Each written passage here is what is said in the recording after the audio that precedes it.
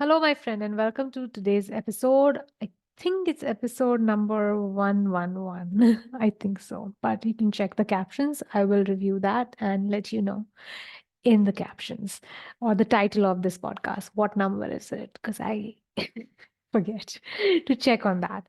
So, welcome to today's episode. And today we are going to talk about overcoming fear. And let me give you a quick update on what's happening in my life. I have decided to not create content on my social media for a while because um, I'm trying something different and I am going to come back to social media. But I'm just going to give myself a break. I love spending time on social media, it's amazing. It's just that I don't think I'm reaching my people through it. So I don't know. Maybe you will see this and realize, no, you were reaching me there and I want you there. So if you are someone who's missing me on social media, please post in a DM and let me know what's happening. But as of now, I'm trying a different route and I will come back to social media soon. In the meantime, I'm giving myself a lot of opportunity. The only way that I connect with you guys, with you ladies, is through this podcast. And I am consistently working on creating this podcast. And what I've done differently this time is actually I've taken my coach's work, like literally, I have her podcast right in behind the screen, and I've added some notes specific to PCOS, and I have sort of like edited her words so that you can get her knowledge. So I want you to learn this. Like, I want you to understand that your thoughts create your result. That's not something which I believed in. And every day it's like a magical feeling to just recognize that I have thoughts which create my reality and I have an option to change it. Like, I used to understand it intellectually, but then now I'm actually changing it and I'm actually practicing some beliefs which I really love. And I just refuse to change them. I'm like, okay, this serves me, and I'm going to just keep on doing that. So I want you to learn that. And that's why I'm doing this work where I just like sort of revise my coach's content, Brooke Castillo's content here and showcase it to you. All right. So let's start with today's episode. Today we are talking about overcoming fear. So what does fear mean um, to you, right? Like in my case, fear me meant scary movies. Really, I am petrified of scary movies. Like since my childhood, I just can't handle anything which is like scary and horror. Like I used to be scared of Aliens, the movie, and Predator, and like there are many. Even Jurassic Park is just scare me. So my husband is like, "How can you be scared of Jurassic Park?" I'm like, "Oh, there are those thrilling moments where the dinosaur comes from here and there." Yeah, so I generally would like avoid any sort of movie which would have any sort of jumps and scares. So that for me was fear. And I never thought that I would have any other fear. Like, yeah, I'm scared of exams, but it's not like I had an option that I had to face those fears. Like I would get scared sometimes for my patient when they were like dying, but that again was not something which was optional for me. Like you can't let a patient die, so go back in and like do the thing that we are supposed to do. So luckily, none of my patients died under my care, but that's what fear meant to me. But that's not the kind of fear we are talking about here. There is this background fear which can show up as anxiety, nervousness, stress, afraid, scared. Like we can use that language to describe it. We're talking about that fear. And most day to day fear of that kind is not useful. It literally only pretends to be useful, but it's not. And it can sometimes show up as worry, worry. Like we'll continue to do that. Like, especially so many of my patients, when they're pregnant, they worry. worry like crazy. I don't know why that happens, but they just worry like crazy. And I used to think that they just did that. Like some like in healthcare, we would have this sort of like, we would just like label, okay, this patient is anxious. But and I used to not understand like why is she so worried? Like why is she overthinking so much until I became a mother? And I was like so worried and used to worry so much for my child because I just knew how to take care of babies when they were in the tummy. But when they came out, I didn't know anything. So I would just like worry. And when we are like indulging in that sort of fear, it really seems necessary, but it's not. The actions that we take out of worry, nothing useful comes out of it. We just keep on spending time there. We keep on fighting with our partners. We keep on like researching the internet, like for more information, or rather, like in my case, I should just keep on like going through websites upon websites just to like hold on to like with the hope that I'll find some better feeling sentence there which will help me feel better, which will tell me that I'm okay, whatever I did was okay. So it really didn't affect, like if my child is sick, she's sick, she's going to take 4 5 days to get better, like most viral infections would be that way, right? So worry generally seems necessary, like especially like in pregnant women, like they would just get this aches and pains and they would worry something is wrong, and they would frantically start calling their husbands who's at work, and then they would come to visit me after the husband comes home, and then get him here, and then they just worry that something is going to go happen to their baby, but nothing happens for whole 9 months, right? So it really seems very important to worry, to be in that fear, because we think that it's necessary. We think that if we engage in worry and fear, that means we're doing it right, but actually it exhausts us. So, most often, this fear is not there to save our lives or protect us from imminent danger. It is just the perception of fear that we are experiencing, and it needs a gentle reminder to move along, like to not cause you that panic. And I do that to my husband. Like he gets so anxious. Like try to like manage my mind so that I don't worry so much. And like my coach Brooke talks about it, right? Like she just decided that she's not gonna worry anymore. And I was like, oh, I don't need to worry anymore. And I try to manage my mind. And then comes my husband who starts vomiting his worry on me, right? Like his anxiety, like, but this can happen, that can happen. And I'm like, just stop. Okay.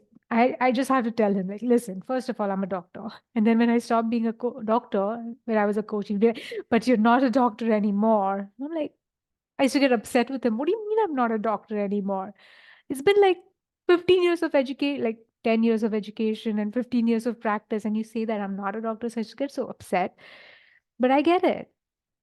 He's worried and he would say words like that to just like show me that he's so worried and he thinks it's necessary to worry because, that's what his mom, dad taught him.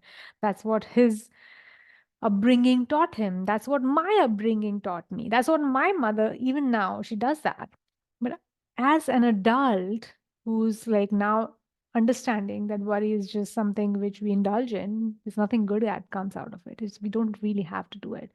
So that was very liberating for me. So we have to constantly remind ourselves, especially when we go into worry. Like for me, I will get restless when I start worrying. I just have to remind myself, oh, I don't have to do this. And sometimes I can't do that for myself, but I help my clients do that. And if my husband is doing that to me, I'll be like, excuse me, stop.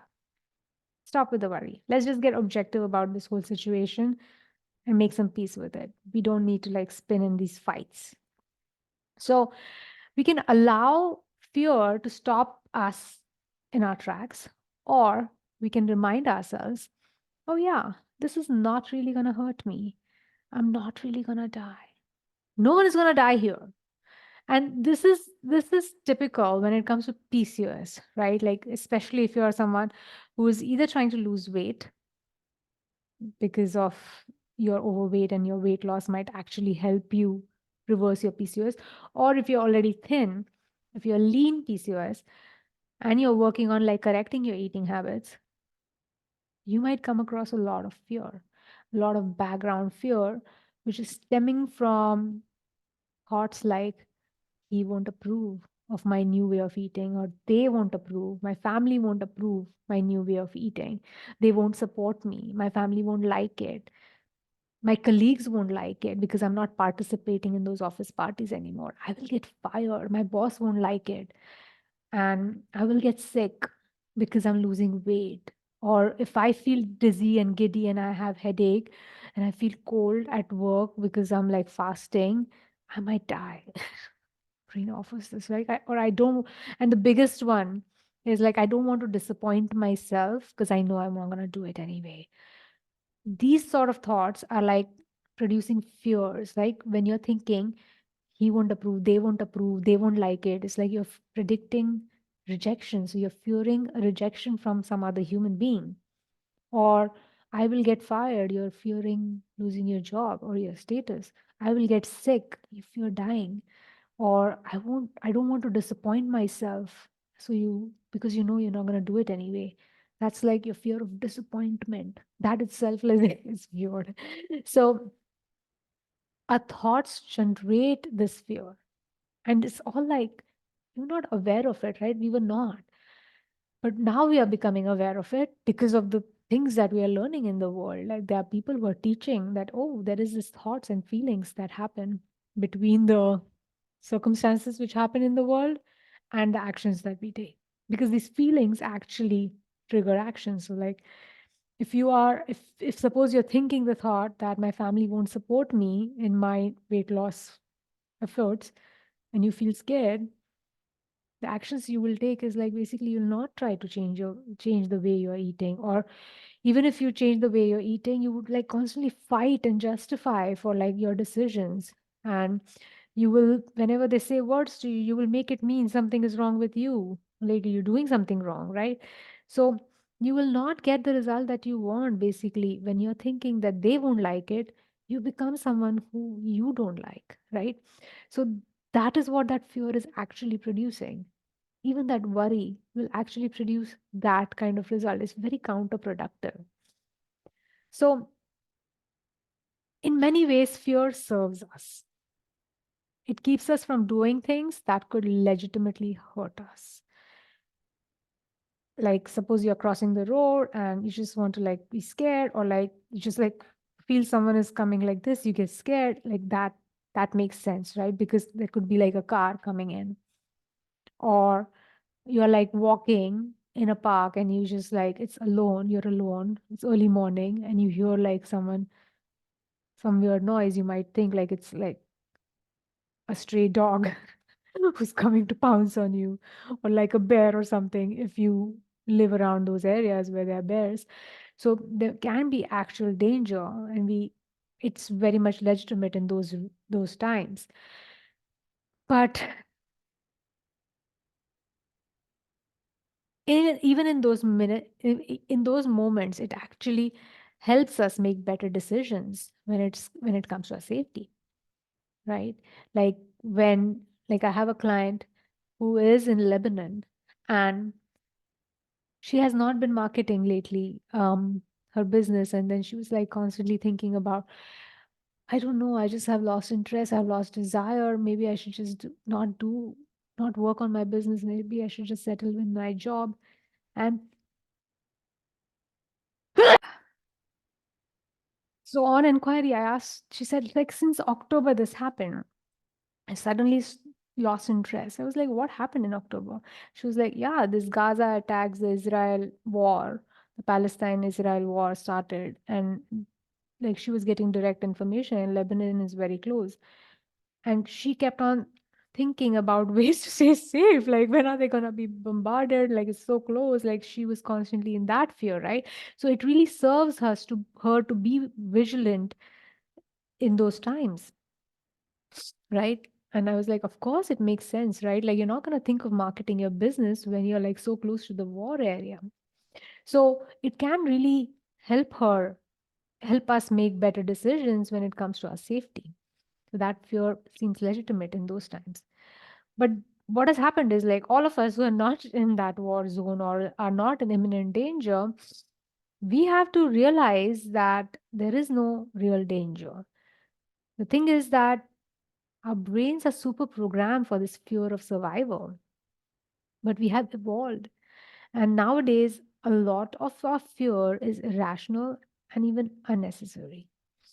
And I still did not know that I was constantly in this worry. Like, as a doctor, we see patients getting sick really fast, like, especially when we are in the hospital. Because when I used to be in a clinic, I used to just see like very easy cases, low risk cases, not so much complication. But whenever I have worked in a hospital, every patient demanded extra vigilant care because she can get sick really fast because she's coming to a hospital. So, especially the kind of hospitals I worked in, we used to get a lot of really sick patients referred from small hospitals or like primary care centers. So we really couldn't afford to like be slack in our thinking. But even when I was working in such high risk organizations, we had to really develop those sort of systems so that we don't get driven by our emotions, because we would tend to like get super defensive when it comes to patient care, because oh, this bad thing can happen to her, and then that's why let's just do a cesarean section. That was not okay, because that's what most small hospitals were doing, and we were not okay. Our organization, the country's leadership, was not okay for us to do that, because someone needs to be courageous, right? And be like, okay, and you stay firm in the belief that nothing is going wrong. So we had to like really come to facts, come back to basics, come to facts, review again and again. And we had to develop the systems and processes to keep our emotion aside and like focus on facts and then make our decisions. So because so much of our fear is irrational, we don't need to act on every fear that we get, right? So we really would be like, sometimes we would be monitoring our pregnant ladies who are in labor. They would have this machine, and we would not be in their rooms, but their machines are tied up to this other computer, and this other computer, we can see it in our doctor's room. Like, we can see what's happening with the baby. So we can see the baby's heart rate is dipping, tuck, tuck, tuck, tuck, tuck. Now, for us, we are watching it, right? Because there are other two people taking care of her. We're watching it, and we are like, and then our consultants and we're like, I think you need to go right now. You need to go right now. Maybe there is no midwife inside. Maybe there's no nurse inside. What is happening? What happened? Go, go, go. So we would just like immediately act. And then by the time we or one of our colleagues would reach the room, the baby will be okay. So we have to come back. And then again that might happen, and then we get to come back. Again that might happen. So we had to like really be so objective in our decisions so that we do the right thing for the patient without jumping on those fear-based thoughts. And like that's just like in healthcare, right? Like even in real life, I saw what fear was when the pandemic happened. Like everyone was so scared, like they're gonna die, like going out, and even cups. It was like, oh my God, we're gonna die. Like, why are you here? You're gonna give us this bug, and then so that fear came in, became so much bigger, right? And people did die. So many people died, right? So we saw what real death was like, so many of us. And what I understood was like later on that those who were really, really sick, they got sick really fast. And I never got COVID. I was like, wow, that is amazing. Like something is going on right in my body. So I could just like hold on to it. So simply recognizing that fear and that irrational fear are going to be part of our lives will help us immensely while we move forward. Also, remember, we have to keep moving on. We can't be scared. So, fear doesn't mean that we have to stop. We don't have to be fearless to take actions. Really consider this. Taking action while acknowledging fear can be one of the most powerful things to do. Now, when, like, I have a lot of friends who are like pilots, and they all know what is going on with the plane. Now, we don't know when we are like sitting behind as passengers. Like, we just hold on to that belief that everything is fine and we will take off and then we land safely, right? But every day we hear some plane crashing somewhere, some private jet, something happened, even road accidents, right? Like in UAE, that is the most common cause of death. Topmost cause of death in UAE is through road traffic accident. And that doesn't stop me from driving. In fact, I don't even recognize it. I'm like, listen, my freedom to drive around to places is way bigger. My desire to have that freedom is way bigger than that fear, like I might get killed on the road, right? So we tend to like almost ignore that fear many times. And sometimes we're aware that, yeah, something bad can happen. And we continue taking action anyway, especially knowing that you're super scared. Like this happens to me every time while taking off and landing, especially because I traveled by business class a couple of times, and business class is right next to the cockpit in a plane. And I remember, like, once Mia, my kid, was sitting, and then I was sitting. So we are very close to the cockpit where the pilot is. And then when it landed, it hit so badly. And I was like, what the hell? I'm never traveling by business class. It's so close to the impact of like landing. So I really like get super scared. I'm like chanting Gayatri mantra the whole time while takeoff and landing. I'm just saying it so out loud. Like it's so loud anyway. So I really travel with that kind of fear, but it doesn't stop me from traveling. Like I'm very much aware that I'm scared, but it doesn't stop me from traveling. So most of the fear that we have comes from our thoughts in our minds, a thought that is irrational. Most of it. Okay. Let's just sink that in. First of all, you're alive right now. So you never died. So unless you were in a life-threatening situation where you almost died, but just recognize you're still here, listening to this podcast, you didn't die, right? So I want to just like sit with it for like a second. I'm alive. I made it. I did it, right? And we need to just recognize that nothing happened. Like we got scared, but we're still alive. Now, who kept us alive? Think about it. Did those other people keep us alive? Yes, maybe. But maybe our brain kept us alive because our brain is really smart. It always, every 10 seconds looking for danger and keeping us alive. It's really good at keeping us alive. But it will generate fear. It will want you to not go in scary things. If you can avoid that, please avoid that. We don't want you to be in scary situation. That's what the brain is pretty much telling us. So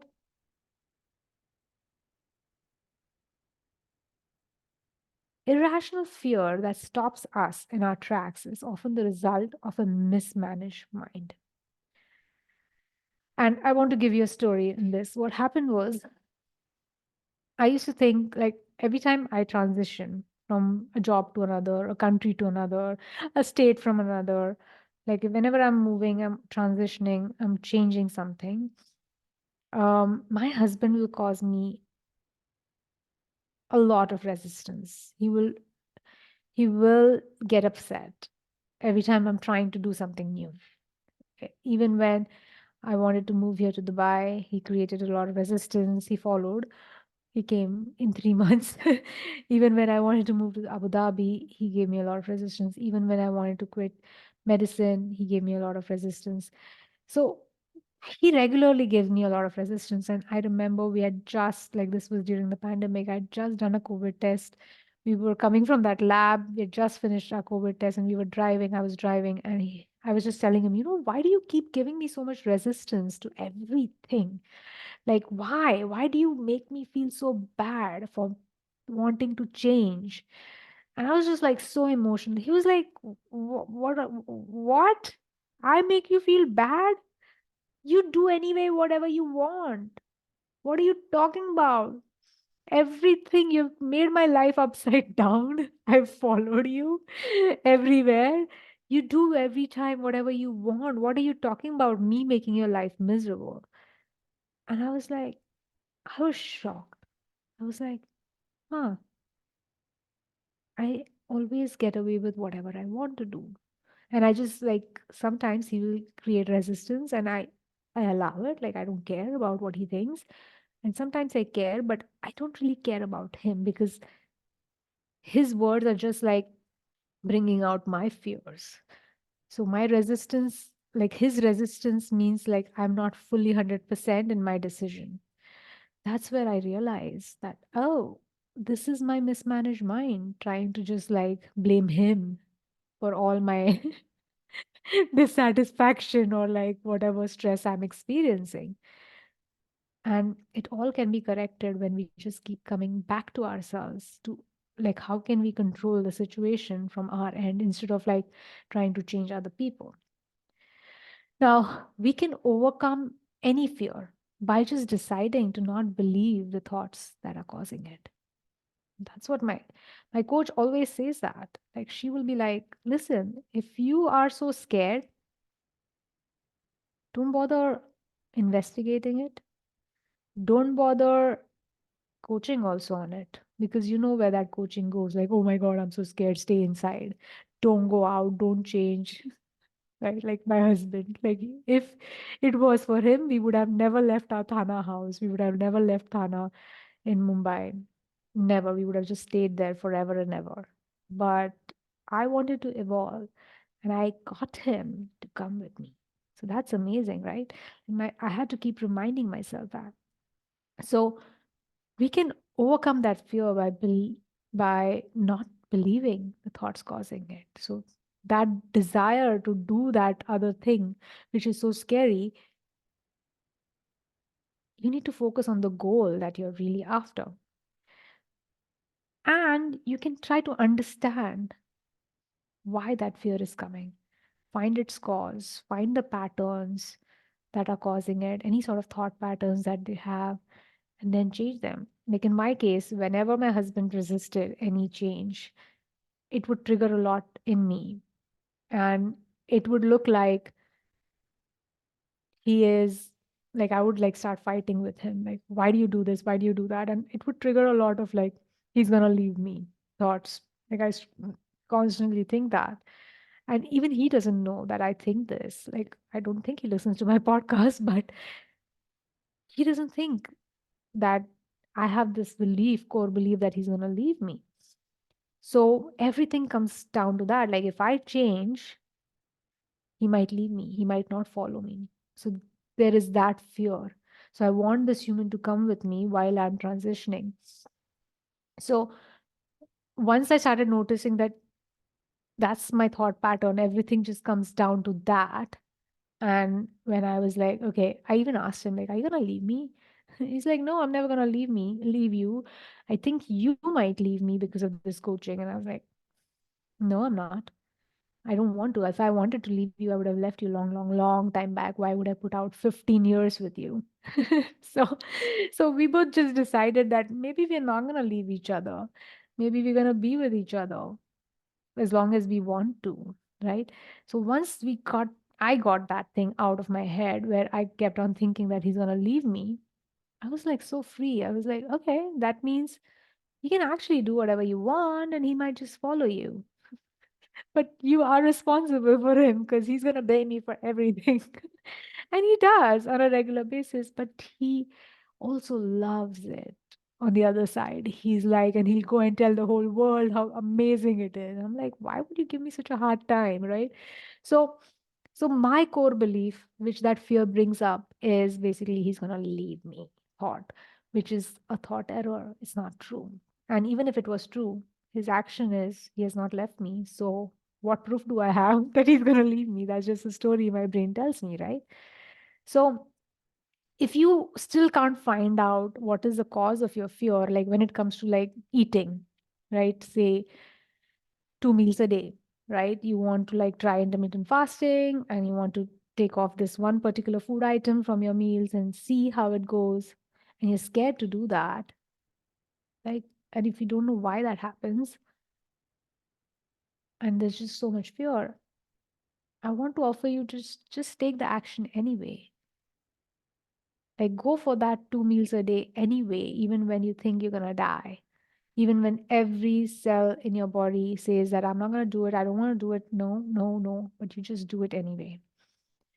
And because what's gonna happen is when you take action anyway, all those fears of dying get proven wrong. And you see that you didn't die and you'll be fine, right? So in the beginning, still what will happen is like once you start fasting and you start in like going on those long windows where you're not eating, you will start feeling cold, you will start feeling sleepy and dizzy and giddy.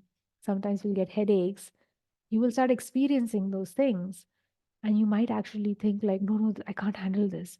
This is no, something is wrong. Don't be scared. Unless you're a diabetic on medication, diabetes medication, I would still recommend check your sugar. If your sugar is normal, nothing is wrong.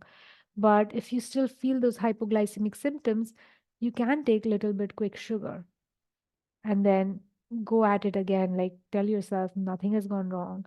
You're safe. Or you can tell someone, please give me sugar if I collapse. They will give you sugar. And unless you're a diabetic, because we see diabetic patients go through this. What happens is when you have diabetes in pregnancy and you deliver, most of the times, the moment baby comes out, your pregnancy diabetes goes out with the placenta and you become normal. So we don't want you to be on diabetes medication. So we stop most of it.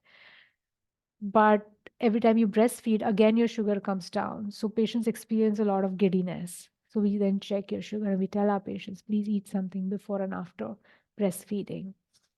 So we see a lot of patients who get hypoglycemia. And unless you are not a diabetic, if you're a diabetic, please check for that. But if you're not a diabetic, you're not on any diabetes medication, then you really don't need to fear hypoglycemia. Because what's going to happen when your sugar goes down, you know what magical thing happens in your body? Your brain will tell your fat stores to melt. When your fat starts melting, that fat gets converted into glucose and can produce glucose energy. Or it produces ketone bodies and you can use ketones for energy. Because what you need is energy. You don't need sugar, you just need energy. So either you get it from ketone bodies or you get it from fat, glucose, right? And if you're trying to lose weight, we want you to get into ketosis, where you start using ketone bodies as an energy source and give a break to your pancreas to like keep on producing that insulin to give you that sugar. So you can still get a lot of energy from fats. So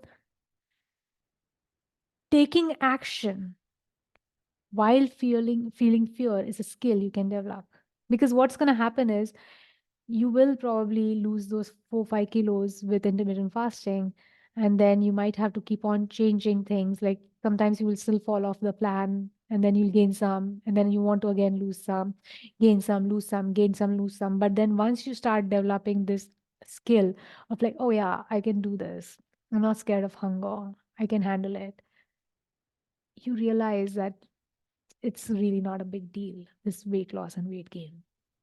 So check with yourself, what are you afraid of? Is it irrational? And take action anyway. Action towards your goal anyway.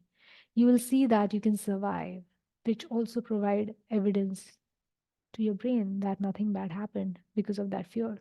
So gather evidence on a daily basis in your food journal on how your mind is wrong around food and how it fears that these people are going to reject me, or I'm going to die, or um, I'm going to be disappointed. Like all of those are just feelings which can't kill you. Like even people rejecting you, your family members rejecting you, that's going to be their thoughts. Like it's It's more than just that one food connection that you have with these humans, which connects you to them.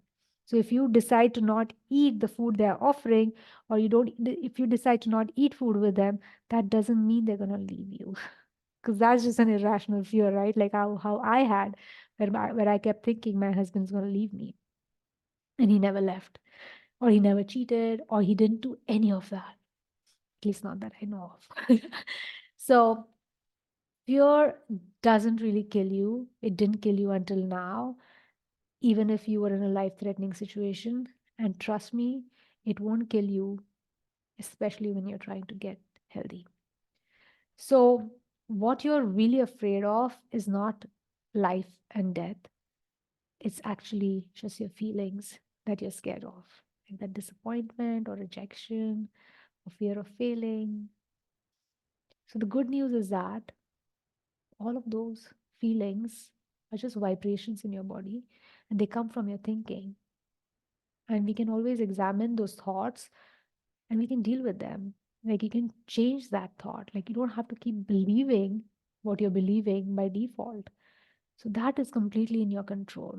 And if you can't do that on your own, like, I offer you to, like, anytime you're scared of something, just like free write like 10 sentences, like whatever your brain thinks why you are experiencing that fear.